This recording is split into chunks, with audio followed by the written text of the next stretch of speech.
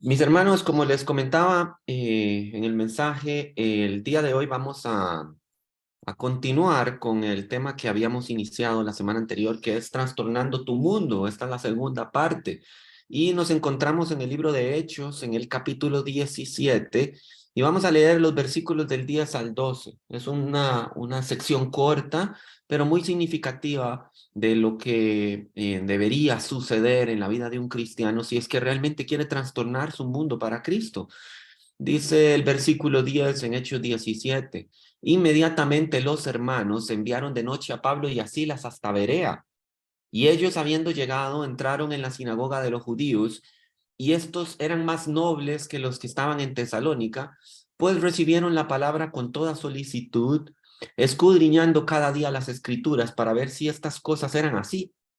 Así que creyeron muchos de ellos y mujeres griegas de distinción y no pocos hombres. Recordemos que la semana anterior iniciamos el estudio de cuando Pablo y Silas llegan a Tesalónica. Y bueno, en Tesalónica ellos mostraron lo que las escrituras decían acerca de Cristo, pero los judíos, rechazando el mensaje, alborotaron una turba de hombres ociosos y malos, dice el texto. Y bueno, dice que esta turba fue hasta la casa de Jasón, en donde estaban hospedados Pablo y Silas, pero Pablo y Silas no estaban. No sabemos si es que fueron a bañarse al río, si es que fueron a predicar en otra localidad o en algún otro asunto ministerial. El caso es que esta turba iracunda no encontrara a Pablo y a Silas, tomaron a Jasón y lo llevaron ante las autoridades romanas para acusar que estos judíos que trastornan el mundo entero también han venido acá, ¿verdad? Jasón tuvo que pagar una multa y bueno, fue liberado. No viendo los hermanos lo que había acontecido, es donde nos encontramos en el versículo 10, que toman a Pablo y a Silas y los sacan de la ciudad de noche y los encaminan hasta Berea, ¿verdad? Eh, bueno, yo creo que la semana pasada, durante ese estudio que les comentaba, dije una frase que creo que, digamos, muchas veces ya pasa por desapercibida. La expresión puntualmente fue, este mundo se incomoda por la verdad y nunca encontrará este mundo incómodo por una mentira. Ah, pero la verdad sí que incomoda y mucho. En pro de hablar la verdad, usted debe estar dispuesto a sí, a ofender a otros. No existe forma de no expresar una idea fundamentalmente importante sin que alguno en una audiencia no llegue a sentirse ofendido por ella. Podemos estar, una persona considera, bueno, voy a comunicar un mensaje importante. De persona a persona, no, no me puedes ofender. Bueno, está bien. ¿Qué tal si son a 10 personas? ¿Qué tal si son a 100 personas? ¿Hay alguien que se sentirá ofendido? ¿Qué tal si es a 1000 personas? ¿Se ofenderá a alguien quizás dentro de esas 1000 personas? El tema es de que si partimos de la premisa de no ofender a nadie, nos vamos a dar cuenta que nunca podremos hablar de absolutamente nada que sea relevante, porque siempre, en la medida que la audiencia vaya creciendo, siempre va a haber alguien que se sienta ofendido. Más hoy en día que se ofenden por el hecho de que, por ejemplo, yo sea blanco. Dice, su blanquitud me ofende porque usted habla desde la perspectiva de sus privilegios como blanco. Entonces, tenemos que partir del hecho de que si vamos a hablar algo que realmente es importante, siempre va a haber algún ofendido. Y el mensaje del evangelio, créame que la verdad les ofende en gran manera. Póngase a pensar por un instante cómo el mensaje central del evangelio puede llegar a ser ofensivo para esta sociedad. Considere cómo usted va a predicar. Espero que usted predique así, porque solo así se obtienen resultados, independientemente de que la gente se ofenda o no. Pero considere esto, usted es un pecador. El pago por sus pecados es la muerte. Si no se arrepiente de sus pecados, su destino es el infierno. La Biblia dice que todos somos pecadores. Ante cada una de esas verdades, usted puede ya ir imaginando los rostros ofendidos y encolerizados. Y ante eso muchos le dirán su propia versión, su propia interpretación. Justificarán en lo que creen, lo que hacen. Vea, usted y yo hemos estado ahí. Vea, yo creo, es que, vea, a mí yo siempre he creído que, no, pero es que usted tiene que entender que, vea, la Biblia dice que todos somos pecadores, pero yo no soy malo, yo soy una buena persona. Todos van a darle su propia versión, todos van a dar su propia interpretación. Yo creo que Jesús lo que quiso decir cuando estaba diciendo eso era, todos justificarán en lo que creen, lo que hacen. Algunos van a decir que nosotros los cristianos nos basamos en la Biblia y que la Biblia fue manipulada, pero es que usted sabe que la Biblia es un libro que lo han manipulado mucho, ¿verdad? Pero nadie hace eso por una mentira. Pregúntese, ¿quién dedica tiempo a justificarse ante un testigo de Jehová o un mormón? Nadie lo hace porque no es la mentira la que genera esta exacerbación, es la verdad la que lo hace. Es por eso que si usted quiere trastornar el mundo para Jesús, debe estar dispuesto a decir lo que pocos se atreven a decir. Y para decirlo no puede ser sobre la base de su opinión. Por favor, entienda que cuando se trata de temas bíblicos fundamentales, la frase suya no puede iniciar con yo opino o yo pienso o a mí me parece. Por favor, en un tema evangelístico, deshágase de esas frases. Las puede usar si quiere opinar de fútbol, de política, de economía, pero como un cristiano que tiene intención de trastornar su mundo, esas frases no funcionan. Restan poder a su afirmación de la verdad. Usted debe decir categóricamente y asentado y firme en una posición, dice la Biblia, dice, o Jesús dice. Y cuando usted asienta su posición sobre una afirmación absoluta de verdad, ahí es cuando la gente tiene problemas. La gente no tiene problemas con su opinión. Puede que hasta les guste su opinión, que hasta respeten su opinión y puede que algunos hasta la alaben, pero no va a trastornar nada. Por eso hoy vamos a ver 3 acciones puntuales para trastornar su mundo para Jesús. El primero de ellos, nobleza de carácter. Dice el versículo 10, inmediatamente los hermanos enviaron de noche a Pablo y a Silas hasta Berea. Y ellos, habiendo llegado, entraron en la sinagoga de los judíos, y estos eran más nobles que los que estaban en Tesalónica. Recordemos que debido al enorme alboroto que se hizo en Tesalónica, a causa de precisamente de la predicación de Pablo y de Silas, una turba iracunda de energúmenos vagabundos, ociosos y malvados han ido a la casa de Jasón para ver si encuentran a Pablo y a Silas. Vea, podríamos casi asegurar que de haberlos encontrado, los habrían matado. Pero al no encontrarlos ahí, tomaron al desgraciado de Jasón, quien claramente era un cristiano y hospedador, y lo llevaron para acusarlo a él por lo que habían hecho Pablo y Silas. De verdad, así como lo oye, la irracionalidad de este mundo secular, hasta en los aspectos más elementales, vea, de verdad, no tiene precio. Nos reíamos, Rebe y yo, ahora que pasó el 8 de marzo, ¿verdad? Que hacen todas las manifestaciones feministas, que salen varias personas a entrevistar a feministas, protestantes, activistas, ¿verdad? Y entonces, él dice, ¿usted por qué está protestando? Por la igualdad. Pero en un estado de derecho, dígame una ley que tenemos nosotros los hombres que usted como mujer no tiene.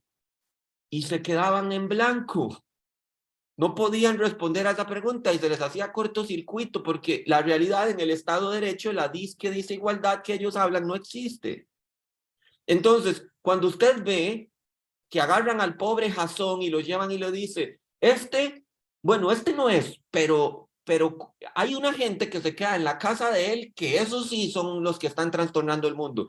Y yo imagino al pobre Jasón, dice, y yo aquí, digamos, exactamente cuál es la intención, porque este mundo es irracional, piensa de una manera irracional y ya su forma de pensar está seteada de esa manera.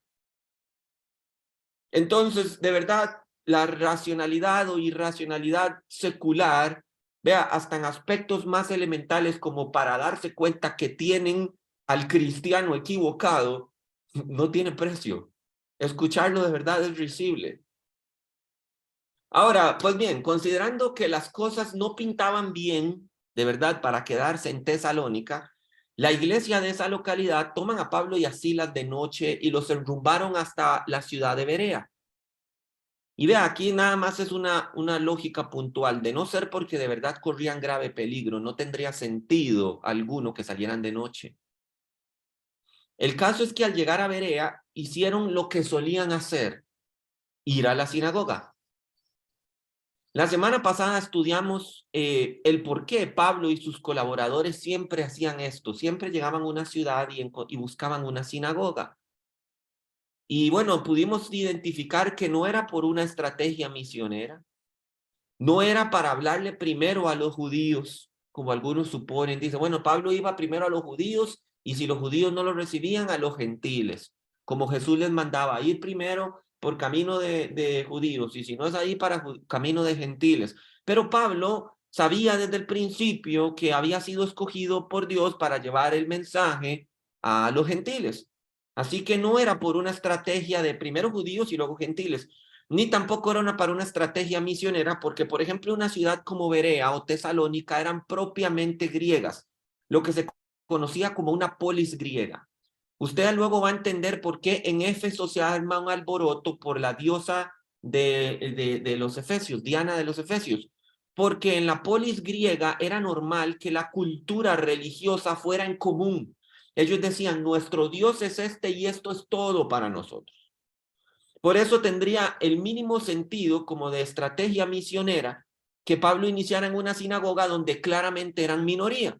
Entonces, hicimos la pregunta la semana anterior. Entonces, ¿para qué Pablo llegaba a una sinagoga?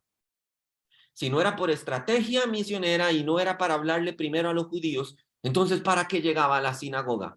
Pues muy fácil, sencillamente porque en las sinagogas, si hay algo que estamos seguros que hay, es que hay rollos de las escrituras.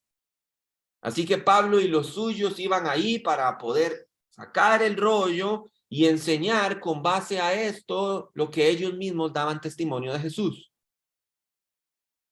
El caso, y aquí es que nos dice el texto, que los judíos que estaban en Berea, nos dice el texto, eran más nobles que los que vivían en Tesalónica. La palabra griega usada para nobles es una forma de eugenes, así es como se dice en el griego, eugenes. Y esta palabra significa de un nivel jerárquico superior o mayor. Sin embargo, aquí no nos está diciendo que los judíos de Berea eran más aristócratas o más burgueses que los de Tesalónica. El contexto nos dice que esta palabra eugenes está aplicada en virtud del mayor nivel educativo. Eran más educados, eran más cultos, eran más instruidos que los de Tesalónica. Su mente estaba más abierta, más receptiva que aquellos limitados de pensamiento en Tesalónica. Esta semana, Rebe me compartía un artículo interesantísimo acerca del coeficiente intelectual de esta generación. Resulta que desde la época de la posguerra hasta los años 90, el coeficiente intelectual de las generaciones siempre había aumentado. Adivine hasta cuándo. Hasta ahora. En los últimos 20 años, el promedio del coeficiente intelectual está disminuyendo. En otras palabras, las nuevas generaciones son más tontas. Así de claro y sencillo. Se conoce como la disminución del efecto Flynn. Y bueno, entre muchas cosas se atribuye a la degradación o empobrecimiento del lenguaje. Y Rebe y yo lo comprobamos en el chat del condominio, por ejemplo, la gente ya escribe, por ejemplo, yo no sé, entonces ponen yo no y ponen la letra C en lugar de escribir C. O cuando la gente pone una X y una Q para decir por qué. Y así empieza a empobrecerse el lenguaje, empieza a empobrecerse el léxico.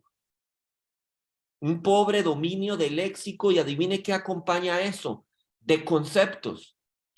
se da cuenta uno que la generación actual ya no domina conceptos. La conceptualización es muy importante.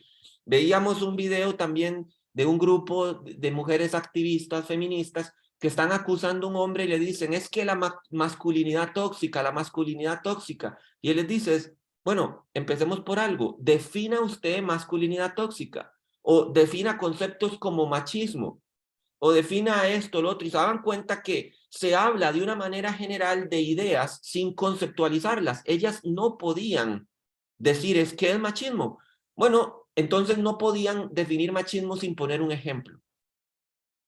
Y eso es un grave, grave hueco de conceptualización. Si usted dice, cuando dice, bueno, defíname un concepto y la gente hace, bueno, por ejemplo, no, defina el concepto. Ahí se da cuenta que la persona no tiene la más mínima idea de cómo definir un concepto. Por ejemplo, yo puedo definir mesa, puedo definir silla, porque está cosificado, está objetivizado. Pero si yo quiero agarrar un concepto, darlo como verdad absoluta, como algo que existe, ahora en clases se escucha mucho la palabra patriarcado, por ejemplo. ¿Qué es el patriarcado? No se puede definir conceptos y el empobrecimiento de una intelectualidad incapaz de definir conceptos muestra, y disculpe que lo diga, el embrutecimiento de esta generación, que su coeficiente intelectual va en disminución con relación a las generaciones anteriores. En otras palabras, si seguimos bajo esta tendencia, los viejos seremos el futuro, no los jóvenes. De hecho, el psicólogo Jordan Peterson aconseja a las personas a armarse de vocabulario, a leer grandes autores, no novelas románticas de adolescentes. Hablando de esto con un compañero de trabajo, la semana pasada me dijo, pensando seguramente que con la siguiente frase iba a salvar el día, él me dijo, yo estoy leyendo Game of Thrones, fue lo que me dijo. Vea, yo les aseguro que intenté sonreír, pero solo me salió una mueca mal lograda. En efecto, él pensaba que leer novelas de fantasía le ayudaba a volverse un hombre culto, a aumentar su coeficiente. Hay que leer a los pensadores y filósofos de antaño, generar cultura, crítica, revolución de pensamiento y de intelectualidad. ¿Cuántas conversaciones conoce usted que inicia con, escuche esto, vea, yo esto lo he escuchado incluso de algunos de ustedes. ¿Cuántas conversaciones conoce usted que inician con, vi en Netflix o vi una película? Y ahora, ¿y cuántas conversaciones hoy en día inician con la frase, estoy leyendo un libro acerca de, cuando sus conversaciones o la mayoría de sus conversaciones inician con, vi un documental en Netflix o vi una película, y las menos son las que inician con, estoy leyendo un libro muy interesante acerca de. Ahí nos muestra que la generación de hoy en día realmente su coeficiente disminuye. Es menos noble. Por consecuente, es una generación carente de opinión y de criterio. Estábamos discutiendo en un foro acerca de algunos tópicos de derecho y cuando se nos decía, vea, pongan una opinión o den una oposición. ¿Cuál es su posición respecto a este conflicto? Nos decían, y las respuestas de la audiencia eran, es que es complicado. Pues claro que es complicado. ¿Qué esperabas? Se debe generar una opinión y un criterio. Se debe tomar bando. No puedes vivir en la línea de en medio siempre. Es que es complicado. Claro que es complicado. ¿Adivina qué? La vida es complicada. La opción fácil siempre va a ser refugiarse en la no opinión, en la no posición, porque el tema es complejo. Lo difícil es tomar un bando y defenderlo. Hay que tener carácter noble.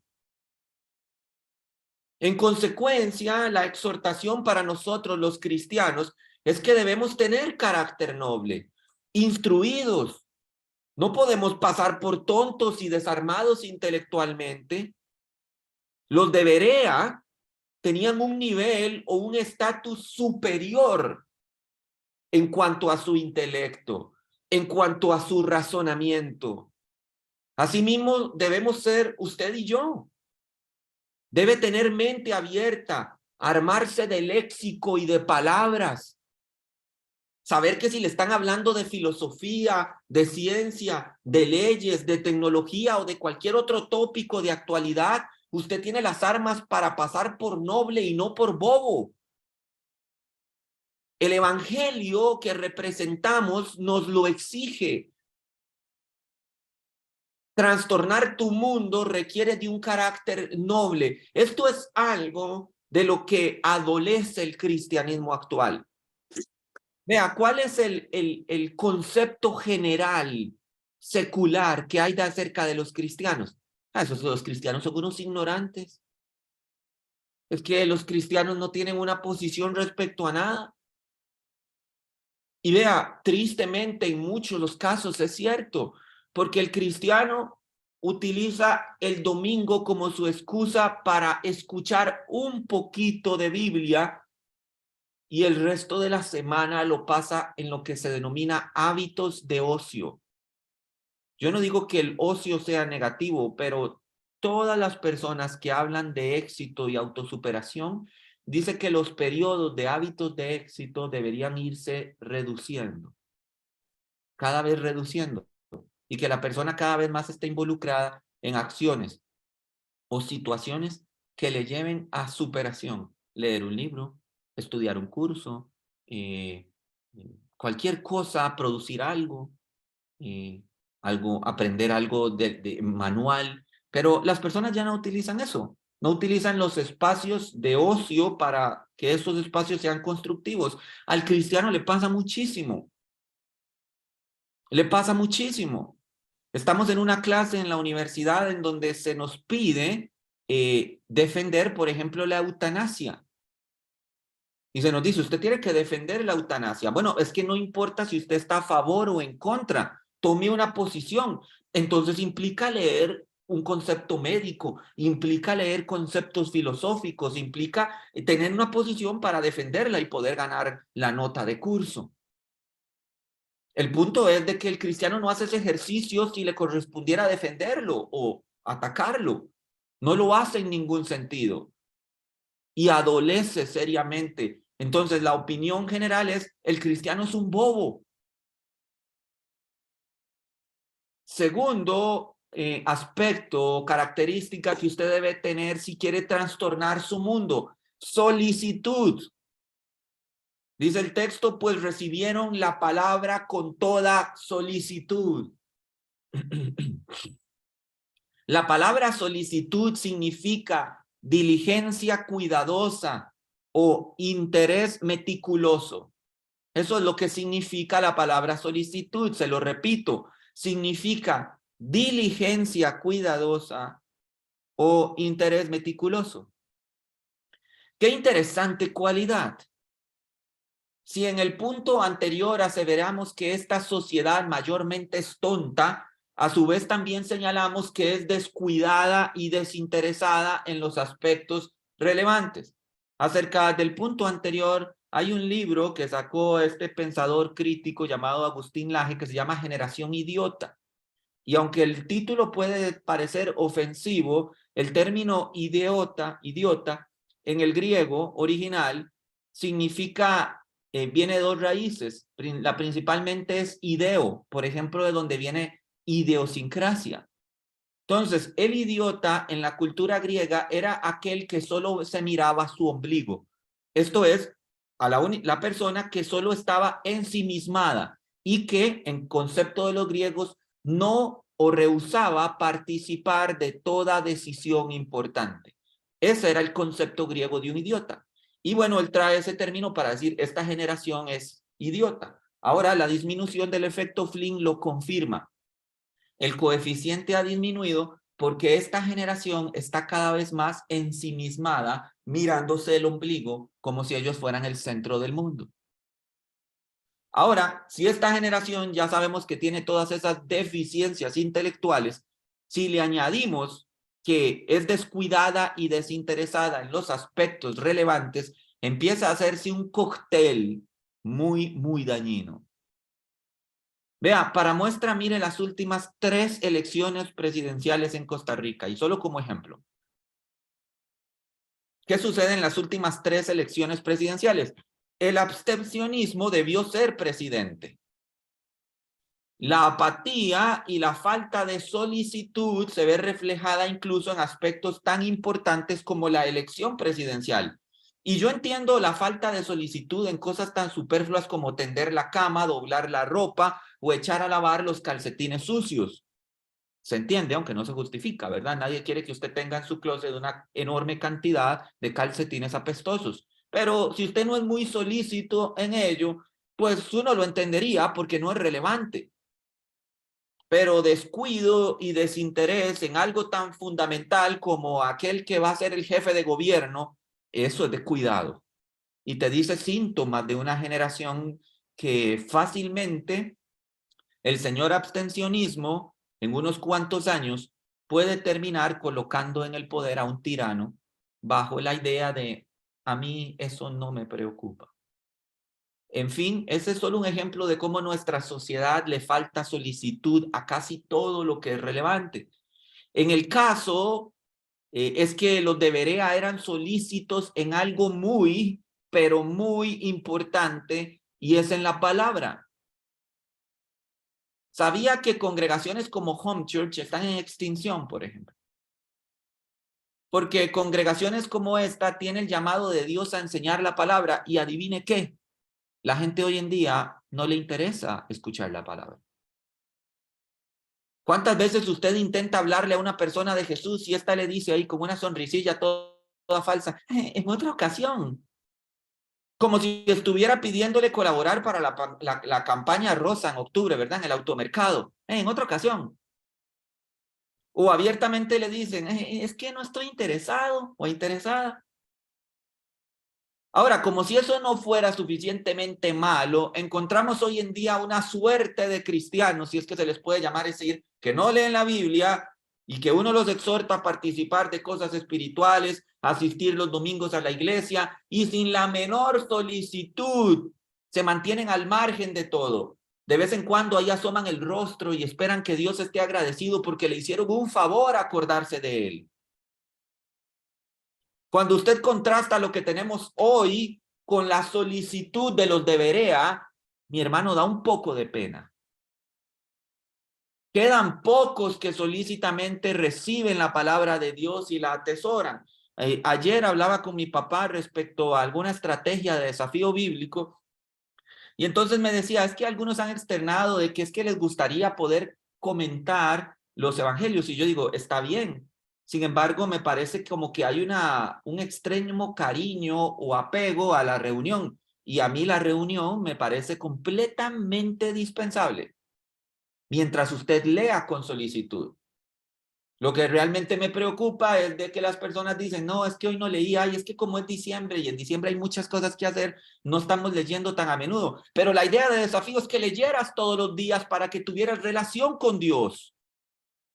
No que te reunieras una vez a la semana. ¿Sabe cómo terminamos desafío bíblico en la otra iglesia? Yo les hacía una grabación y les digo, les voy a comentar los pasajes que leímos esta semana. Voy a hacerles un proceso introductorio y les enviaba una grabación vía Zoom. Porque mucho me pasaba en la otra iglesia y sin ánimo de comparar, porque realmente yo no llevé desafío en esta ocasión, esto es, iban hasta adelantados en la lectura, porque lo importante es la lectura, no la reunión. Entonces, hablando con varias personas acerca de esto, acerca de la solicitud que muchas veces tiene el cristiano, es, tenemos que aprender a evaluar, ok, terminamos desafío, pero ¿cómo lo terminamos? ¿Con audiolibro? ¿Realmente lo terminamos con calidad? Podemos hacer una evaluación y decir, es yo personalmente, no sé, David Navarro, Rebeca Chaverri, crecí en esto, esto y esto. Y mis objetivos van a ser los siguientes para este año, esto y esto. ¿Hace cuánto no llevas desafío? Y hago una pregunta a los que yo sé no llevan desafío. Después, otra idea. Desafío es expresamente para los miembros de esta congregación. No es una reunión abierta. No es para que invitemos personas, para que otro venga acá, para que venga fulanito, sutanita, que es mi amigo, mi amiga, mi familiar, mi esto y lo otro. Así no funciona. Desafío Bíblico fue creado y Dios lo sembró en el corazón de mi persona como pastor. Esto es para el crecimiento espiritual de la iglesia. Pero si la iglesia ya no participa o si la iglesia no lo hace con solicitud, entonces algo está afectando al crecimiento puntual de la iglesia. ¿Se dan cuenta a lo que me refiero con solicitud? Y yo no intento compararlos. Si se va a comparar, compárese con los de Berea, que dices, entonces recibieron la palabra con solicitud. Quedan pocos que solícitamente reciben la palabra de Dios y la atesoran. Esto es, los de Berea recibieron la palabra y dijeron, esto es importante. Esto que están escuchando mis oídos, esto que están mirando mis ojitos, esto es importante. No puedes trastornar tu mundo para Jesús si no eres solícito para lo espiritual, si eres flojo para la oración, la lectura, la meditación. Hay cristianos que lo que están es trastornados ellos. No es su mundo lo que está trastornado, lo que se trastornó fueron ellos. Se creen espirituales, se sienten con experiencia, pero no dominan la escritura. Imagino a los de Berea, a los bereanos, escuchando y viendo a Pablo señalarles los pasajes bíblicos acerca del Mesías y ellos mirándose y comentándose. Nunca habíamos escuchado acerca de esto. En ellos había interés acerca de esta nueva doctrina, porque reconocían que era vital, que era trascendental. En ellos había solicitud. Habían sido inquietados su corazón acerca de este mensaje. Imagino a Dios desde los cielos volviendo a recitar lo dicho al profeta Jonás cuando dijo, y no tendré yo piedad de Nínive, aquella gran ciudad donde hay más de 120,000 personas que no saben discernir entre su mano derecha y su mano izquierda.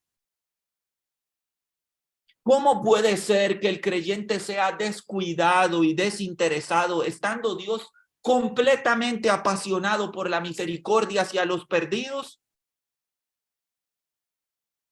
Que el cristiano diga, eso yo ya lo escuché. Desafío bíblico yo lo llevé hace 5 años, yo ya cumplí. Y Dios diciendo es, prepárate, capacítate, sé solícito, porque aún hay gente que no sabe distinguir entre su mano derecha y su mano izquierda. Trastorna tu mundo con solicitud hacia lo espiritual. Tercer punto, y termino con esto, juzga las cosas. Juzga las cosas. Por todos lados se nos dice, es que no hay que juzgar, pastor, porque la Biblia dice, no juzguéis para que no seáis juzgados. Sí, pero lea lo que dice ese versículo tan mal interpretado. Dice, no juzguéis como juzgan los fariseos. ¿Y cómo juzgaban los fariseos? Injustamente. Lo hacían dándole prioridad a sus apetitos egoístas, a sus vientres. Hipócritamente lo hacían. Entonces, no, y hay en muchos otros pasajes donde la Biblia que se nos manda a juzgar, como lo dice Pablo, por ejemplo, en 1 Corintios 5, juzgando un caso de inmoralidad. Dice, al tal cual yo ya lo juzgué. Entonces, no hay tal cosa que el cristiano no puede juzgar. Hay muchos pasajes donde nos dice, ustedes deben juzgar las cosas. Incluso Pablo le dice a la iglesia, le dice, ¿acaso no sabéis ustedes que vosotros vas a juzgar a los ángeles? Tercer cosa, si usted quiere trastornar su mundo, juzga las cosas.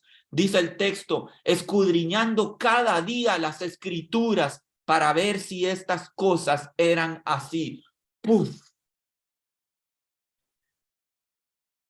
Ok, el mensaje del evangelio ha llegado a Berea. Quien ha traído el mensaje es el más prominente maestro de la historia cristiana, afamado escritor, filántropo, poderoso en palabra y milagros. Su nivel intelectual, comparable a 6 doctorados en la actualidad.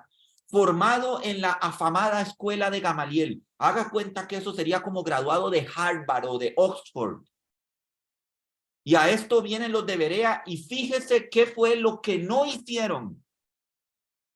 Vea lo que no hicieron los de Berea. Vaya, es que es un muy buen orador. No, no fue eso lo que dijeron. Ay, se le notan los 6 doctorados a Pablo. No, eso tampoco. Qué predicador tan simpático, cómo me gusta su estilo de predicación. Tampoco fue así. Los de Berea dijeron, ¿es esto de verdad así? Vamos a escudriñar cada día las escrituras para ver si es cierto. ¡Wow! En Berea juzgan las cosas y las sopesan para ver si son bíblicas. Benditos cristianos de Berea. ¿Sabía usted que la Biblia es la verdad? No es la versión hebrea de la verdad o una perspectiva de la verdad. La Biblia es la verdad. No es solo un libro de pensamientos inspiracionales, frases diarias y promesas y motivaciones al estilo Pechi. Hay personas que dicen, a mí me gusta leer un versiculito al día para sentir bonito y empezar bonito el día. Cuidado con eso. La Biblia no es un libro de frases de Pablo Coelho. Tiene el calificativo divino de ser palabra viva de Dios. Es tal su poder que la verdad contenida en ella puede llegar a incomodar seriamente al mismo lector, al mismo cristiano. Hay cristianos honestos que al verse confrontados con la verdad de la revelación bíblica han sido quebrantados, han perdido el sueño y las fuerzas. Mire al profeta Daniel recibiendo la revelación de parte del ángel Gabriel. Dice el texto que cayó como muerto y le faltaron las fuerzas. Así de poderosa es la verdad de la Biblia. De ahí que vemos en los de Berea el reconocimiento de lo que las escrituras son y de lo que podía hacer por ellos. Para ellos, lo que Pablo y Silas les estaban diciendo era tan, pero tan importante que dijeron, vamos a verificar si la Biblia lo corrobora. Y no fue una ojeada rápida, ¿verdad? Cuando usted agarra la Biblia y hace así, déjeme ver, ¿en dónde es que yo marqué eso en la Biblia? No fue una ojeada rápida lo que hicieron. No agarraron la escritura si vieron 3 o 4 versiculitos. Ellos hicieron un centro de estudio diario. Dice, escudriñando cada día. No dicen, bueno, vamos a esperar a que sea otra vez el Shabbat, que nos reunimos en la sinagoga para ver de este asunto. Ellos dicen llegó a la sinagoga probablemente un sábado y se pasaron el domingo, el lunes, el martes, el miércoles, el jueves, el viernes, volvieron el sábado, porque hicieron un estudio serio de lo que la escritura decía, a ver si lo que Pablo les estaba contando era papaya o era la verdad. Ahora bien, ¿qué dice la Biblia que hicieron cada día? Dice la palabra que ellos escudriñaban. En el griego utiliza la palabra anacrino, mejor traducida como juzgar. Vea, es increíble. Los de Berea se constituyeron en jueces, juzgadores de la palabra de Pablo y de Silas, y lo hicieron a través de la escritura. Agarraron la escritura y decía, vamos a juzgar, a ver si es cierto esto, que el Mesías debía padecer. Sí. Isaías 61, el siervo sufriente, me está diciendo que el Mesías debía padecer. Déjeme ver eso que Pablo me está diciendo, que el Mesías debía nacer de una virgen.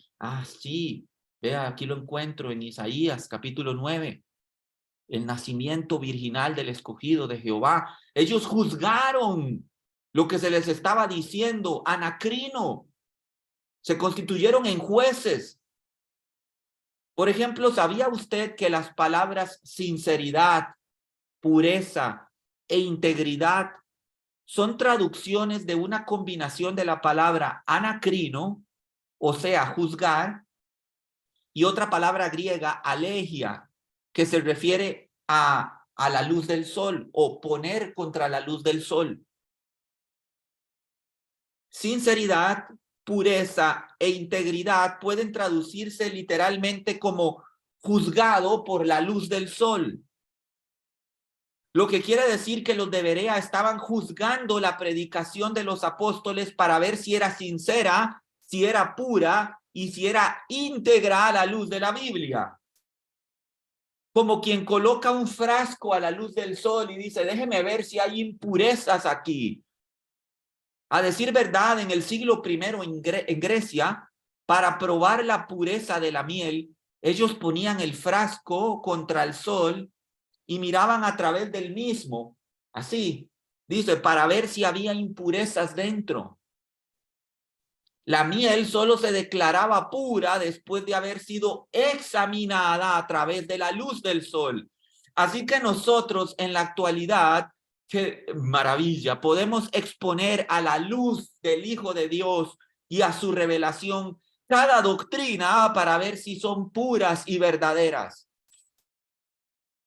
Entonces, aterrizando esto a una aplicación relativa a nuestra enseñanza, podemos decir que el verdadero desarrollo de la iglesia está en explicar la escritura para que sus miembros, usted que está ahí sentado en su casa, pueda también explicarla a otros. Pablo le escribe a Timoteo este mismo concepto en 2 de Timoteo 2:2, dice, lo que has oído de mí ante muchos testigos, esto encarga a hombres fieles que sean idóneos para enseñar también a otros. Pablo enseñó a Timoteo, Timoteo enseña a hombres fieles y hombres fieles enseñan a otros. Si deseas trastornar tu mundo, debes convertirte en un juez de la doctrina y enseñar a otros para que a su vez sean jueces de la doctrina. ¿Qué hace un maestro del Evangelio de Jesucristo? Se sienta en su escritorio y con cuidado y con diligencia, con solicitud, examina la palabra de Dios, se fija en las distintas referencias, subraya, hace bosquejos, memoriza, busca por sí mismo la verdad, no se queda satisfecho con cosas prefabricadas. Permítame contarle la historia de un guardaparques y termino con esto. Y el problema que tenía con los osos que morían durante el invierno. Si bien había carteles por todas partes que decían no alimentar a los osos, los turistas los alimentaban igual. Ahora, los osos jóvenes tomaban la costumbre de quedarse cerca del camino y a comer lo que los turistas les daban. Luego llega el invierno y al no haber más turistas, los osos inexpertos y jóvenes mueren de hambre. Hasta hay casos en que alguna gente le dio de comer alimentos envenenados a los osos por pura maldad.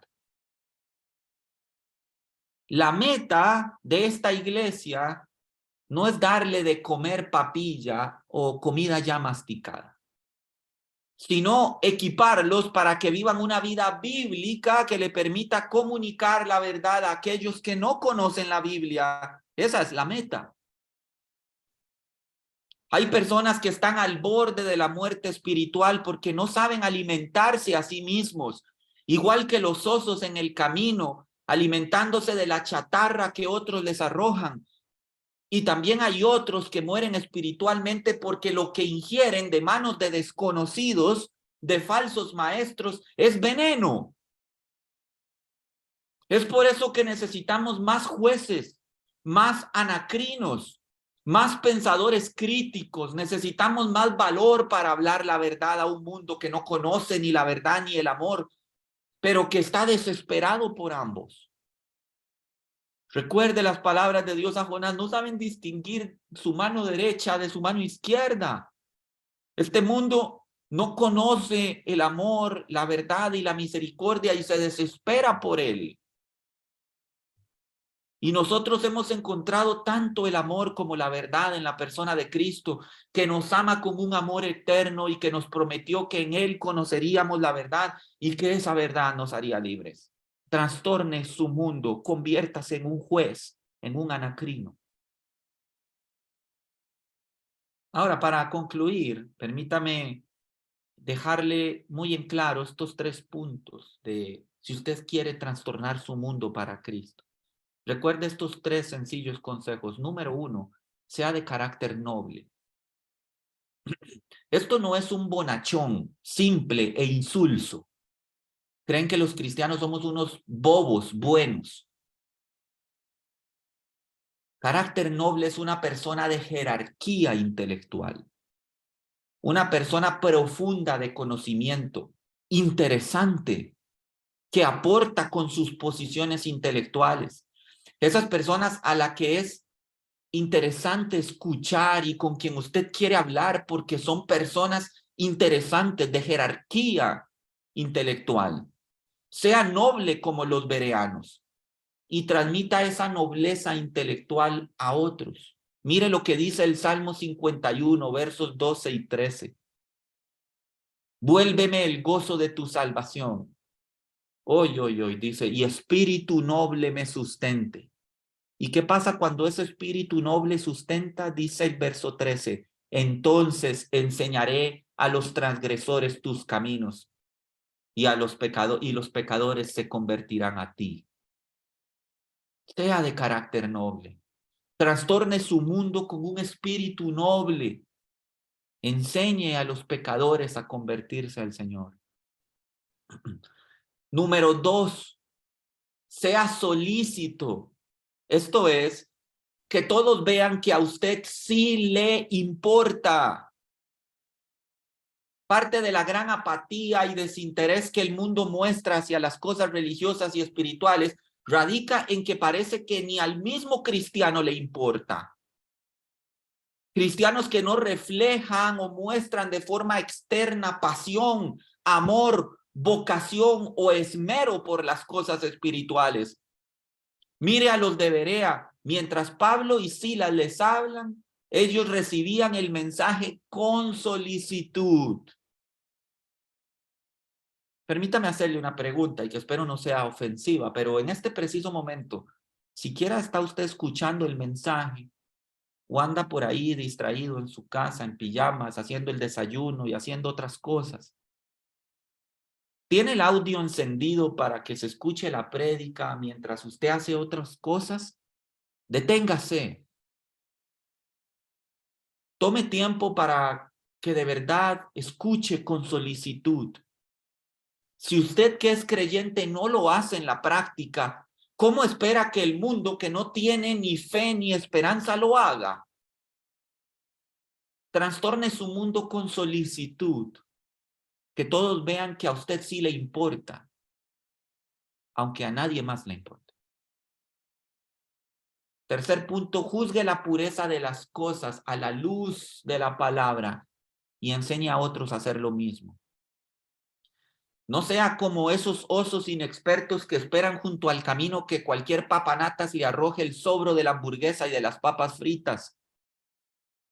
Parece una jugada lista, pero no hay nada más torpe que eso. Sentarse domingo a domingo en la banca de una iglesia, escuchando pero no aprendiendo.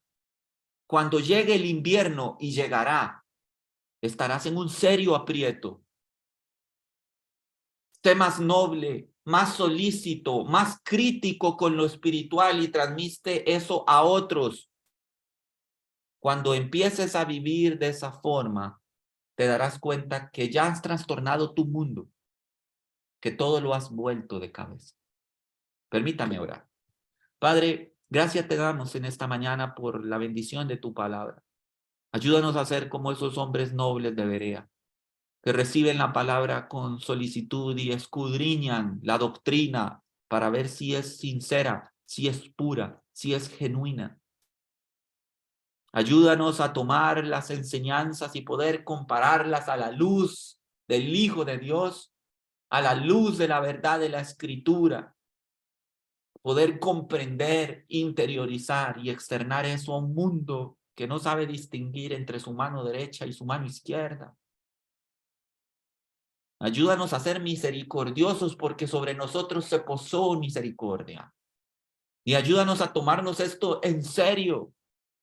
que se muestre que sí nos importa, que somos más nobles, más educados, más cultos, que tenemos más solicitud, que somos más críticos, que juzgamos las cosas, que las analizamos para poder enseñarlas a otros. Padre, ayuda a tu iglesia a salir de la inactividad, de la pasividad, de la rutina en la que este mundo le ha sumido. Y que lo haga entender como lo hizo en aquel momento William Carey.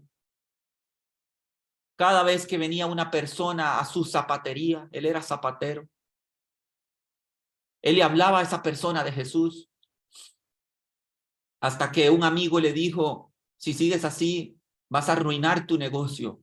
Y él le decía, mi negocio es crecer en el reino de los cielos. Vendo zapatos para pagar las cuentas. Que el cristiano hoy no vea como objetivo de vida aquel aspecto secular en el que se desarrolla para pagar las cuentas. Todo eso va a pasar. Pero que podamos crecer en el reino de Dios, ser más nobles, más solícitos, más críticos para la gloria y honra de tu nombre.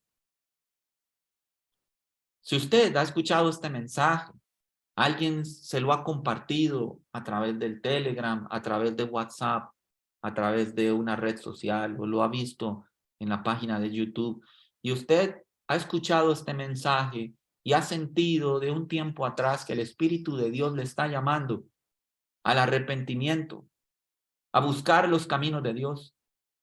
Si usted empieza a sentir que Cristo mismo está llamando a la puerta de su corazón, entonces quiero decirle que hoy podría ser un muy buen día para usted.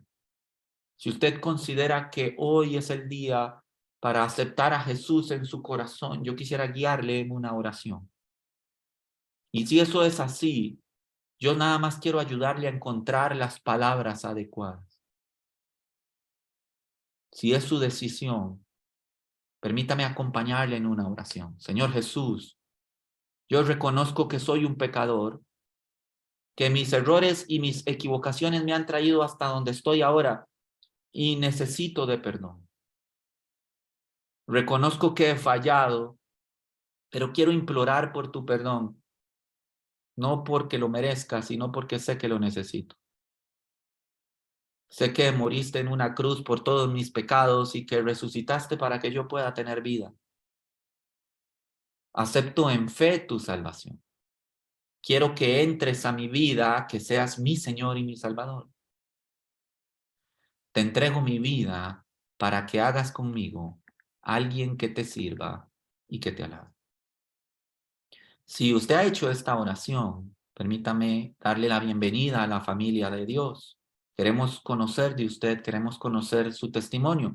Escríbale a la persona que le compartió este mensaje o déjenos un comentario en la caja de comentarios. Queremos orar por usted, que el Señor le direccione y le guíe a una iglesia en donde pueda aprender la palabra de Dios. Que el Señor le bendiga.